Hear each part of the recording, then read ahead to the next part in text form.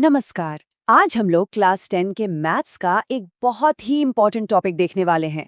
ये है सांख्यिकी यानी स्टैटिस्टिक्स। और इसमें हम सीखेंगे माध्य मतलब कि मीन कैसे निकालते हैं।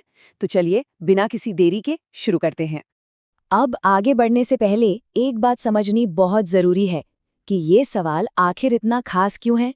देखिए, ये वो सवाल है जो बोर्ड के एग्जाम में ना लगभग हर साल पूछा ही जाता है। तो अगर अच्छे नंबर लाने हैं तो इसे समझना तो बनता है। तो ठीक है, ये रहा वो सवाल जिसे आज हम सब मिलकर सॉल्व करने वाले हैं। तो डेटा हमें दिया गया है। एक तरफ है x की वैल्यूज 10, 20, 30, 40 और 50 और दूसरी तरफ है f मतलब कि फ्रीक्वेंसी या बारंबारता जो है 3, 7, 12, 8 और 4। और सवाल एकदम सीधा है, हमें इन आंकड़ों का माध्य यानी कि मीन निकालना है। अच्छा, इससे पहले कि हम इसका हल देखें, एक छोटा सा काम करते हैं। 5 सेकंड का वक्त लीजिए और खुद इसे सॉल्व करने की कोशिश कीजिए। ये प्रैक्टिस के लिए बहुत अच्छा रहेगा। बहुत अच्छे। उम्मीद है कि कोशिश जरूर की होगी। तो चलिए अब देखते हैं कि इस सवाल को हल करने के लिए सबसे जरूरी चीज क्या है, और वो है मीन का फॉर्मूला। फॉर्मूला देखने में बड़ा सिंपल है, sigma F x divided by sigma F. अब ये जो सिंबल है ना सिग्मा, इसे सिग्मा कहते हैं और इसका सीधा सा मतलब होता है जोड़ या टोटल। तो हमें बस सारे एफ एक्स का टोटल निकालना है और उसे सारे एफ के टोटल से डिवाइड कर देना है। तो चलिए अब कैलकुलेशन शुरू करते हैं। सबसे पहला स्टेप क्या है, हमें एक नया कॉलम बनाना होगा एफ एक्स का। और ये कैसे बनेगा, हम हर x को उसके सामने वाले f से मल्टीप्लाई यानी गुणा करेंगे।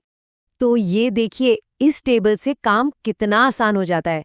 चलिए एक एक करके देखते हैं। 10 गुणा 3 30, 20 गुणा 7 140, 30 को 12 से किया तो आया 360, 40 गुणा 8 हो गया 320 और आखिर में 50 गुणा 4 200। बस हमारा fx वाला कॉलम तैयार है। ठीक है, तो fx कॉलम की सारी वैल्यूज हमारे पास हैं। अब अगला काम बहुत ही आसान है, इन सब को बस जोड़ देना है। तो जब हम 30, 140, 360, 320 और 200 को जोड़ते हैं तो हमें मिलता है टोटल यानी सिग्मा fx जो है 1050। ये हमारे फॉर्मूले का ऊपर वाला हिस्सा है।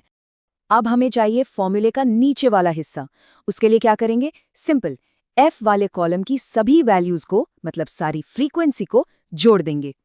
तो 3, 7, 12, 8 और 4 इन सब को जोड़ने पर हमें मिला 34। तो सिग्मा f की वैल्यू है 34। बहुत बढ़िया। अब हमारे पास फॉर्मूले में रखने के लिए दोनों नंबर आ चुके हैं।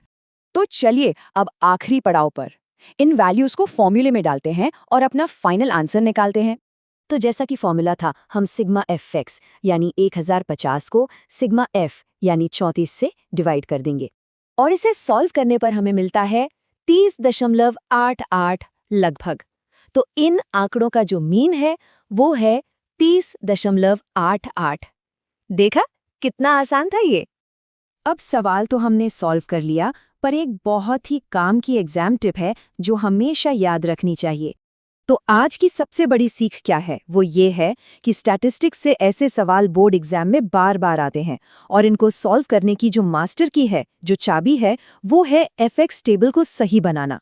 अगर वो टेबल सही बन गई ना, तो समझिए आधा सवाल तो वहीं हल हो गया। ये दिखाता है कि एक सिस्टमैटिक तरीके से चलने पर मुश्किल चीजें भी कितनी आसान हो जाती हैं। इस टिप को हमेशा याद रखिएगा।